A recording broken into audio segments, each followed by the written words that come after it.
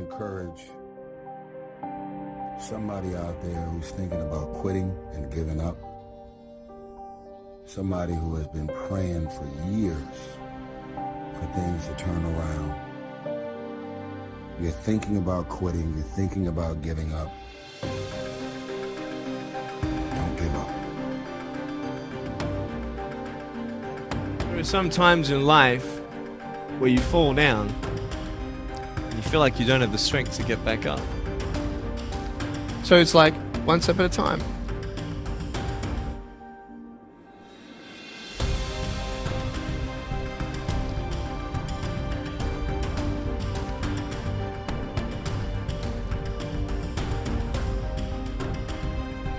You just want to step out of it, to step out of the whole race, the whole business. The monstrosity of being alive overwhelms you. We cannot deny the forces that once we attain a certain level of pleasure, then we're going to get used to it. But if it gets, redirected or it doesn't happen the way we want, well, that's when the suffering comes.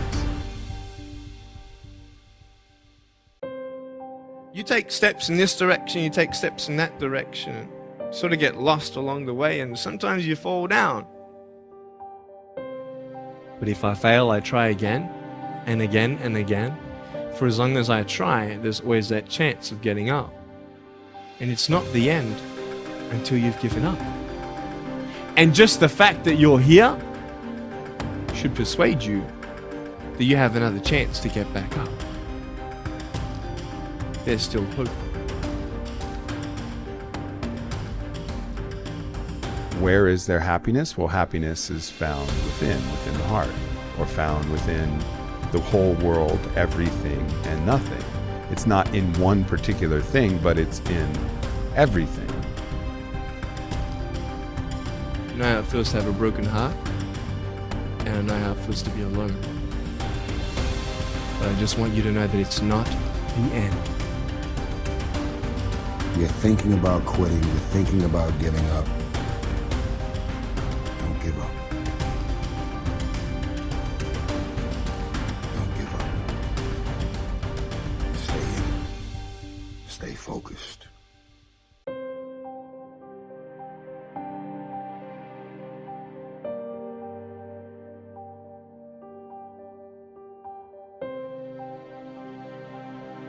You've got to reevaluate and attack life again, and it's tough, it's hard. It's like being knocked back almost. Even though you're successful, it's like being pushed back again. Yeah, whether you win or you lose, the depression still sets in, right? Yeah. The number of teens, Gen Zers, 20-somethings suffering from depression and anxiety and loneliness.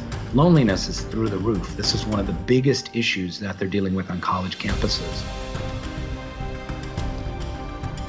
We rise to our maximum potential when we're of service to others.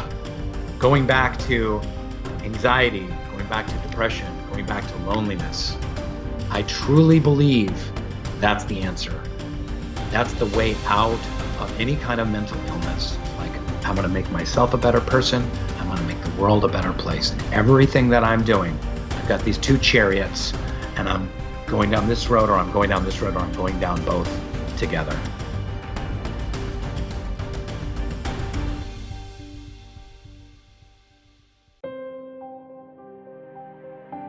I've been there a lot in my life, especially before my car accident, my teenage years. Then the first woman I ever loved, we had a big breakup, and that breakup sent me down in depression and suicidal planning. And it's tough to dispense advice to people other than get help. And I'll share why. Because that time in my life, I had so many people coming up to me. My friends would come into my dorm room and they're like, Brendon, let's go do something. And the hope is lost. And what people, I think, make the mistake of trying to do is hype people up. Everything's gonna be okay, it's gonna be great. And what people need who are suicidal is serious psychological intervention. They need to seek support and help.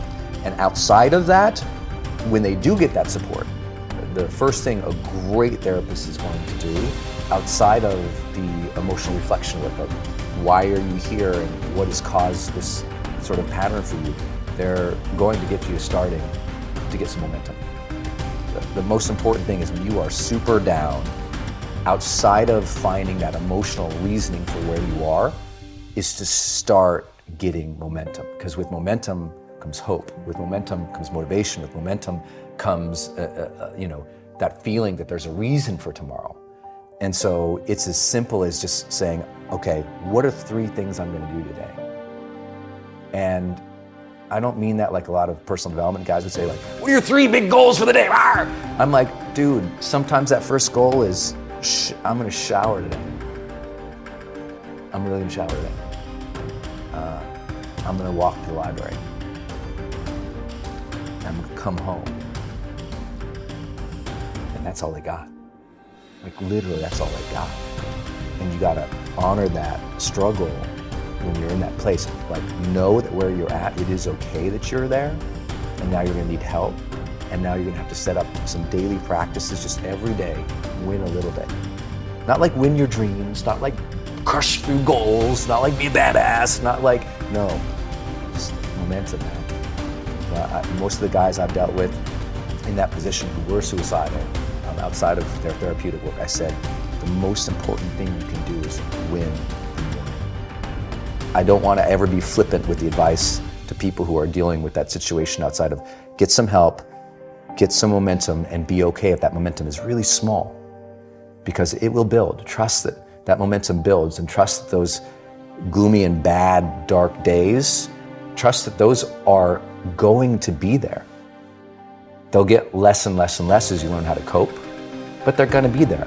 And so when they're there, it's one of outside of teaching people to bring the joy in my life, I teach people to honor the struggle, honor the difficulty. When we honor the struggle instead of hate the struggle, we can really achieve extraordinary things because our mindset's in the right place. As soon as you honor the struggle, you accept that, oh, of course, there should be struggle here. I should honor this process. When you go to the gym to work out, you honor that this is going to be hard, and honor that process of getting better.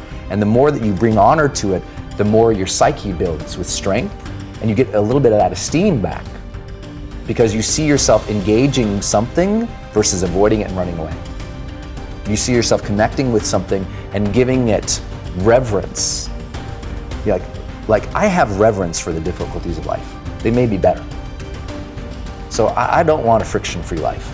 I'm not interested in it. I like to say sometimes that, the journey to greatness begins the moment that our deep desires for comfort and ease are overpowered by our desires to connect and contribute.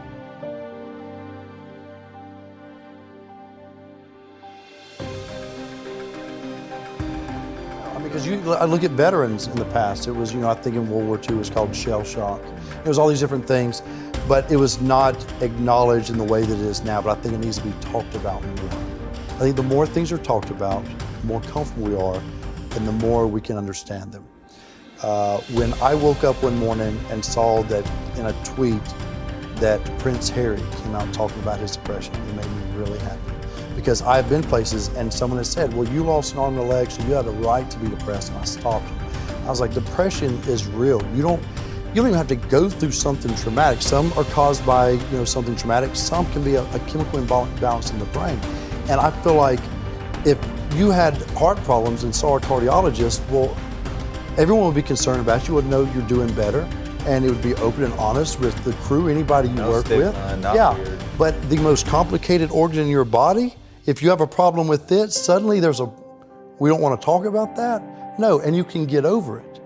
And that's what people need to realize. You can be cured, you can get past it. That's what we need to realize. The reason I did it is because when I was in my depression, I thought I was alone. I didn't open up to anybody. So I thought someone's going to read this and it's going to help them.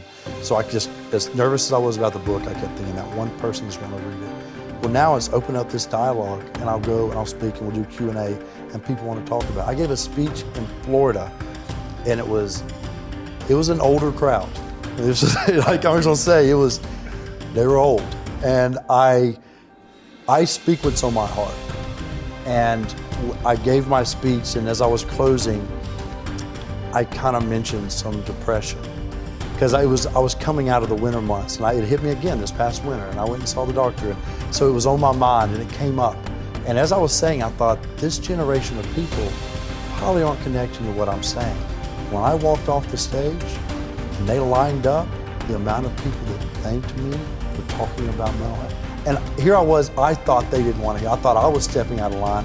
No, it needs to be talked about, because it's not just this generation, it's people are realizing more and more that it's an issue. Right. And the more we talk about it, the easier it is for people to be honest with themselves and get the help they need.